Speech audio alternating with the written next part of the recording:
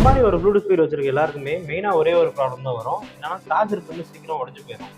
அதனால இதை வேஸ்ட்டாக தூக்கி போட்டுறாதீங்க. இதில் சார்ஜர் பண்ணி எப்படி மாற்றுறது, அதுவும் டைப் சியில் எப்படி மாற்றுறது தான் இந்த வீடியோ உங்களுக்கு காட்ட போகிறேன். இது நான் ஆல்ரெடி ஓப்பன் பண்ணி தான் வச்சுருக்கேன். இது நல்லாவே ஒர்க் ஆகும். இந்த சார்ஜர் பின்னை மட்டும் உடஞ்சிச்சு.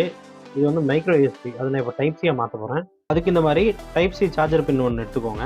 ரெட் வந்து பாசிட்டிவ், ஒயிட் வந்து நெகட்டிவ். அதே மாதிரி இந்த போர்டில் வந்து பார்த்தீங்கன்னா இந்த இடம் தான் நெகட்டிவ். இது 2 பின் வந்து பார்த்தீங்கன்னா பாசிட்டிவாக ஒர்க் ஆகும்.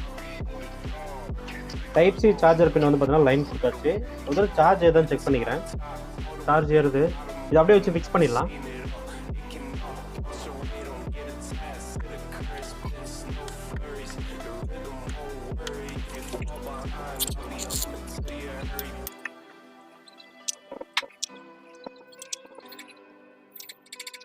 அவ்வளோதான் ஃப்ரெண்ட்ஸ். இந்த மாதிரி ப்ளூடூத் ஸ்பீக்கர் இருந்தால் நீங்கள் வேஸ்ட் பண்ணாதீங்க.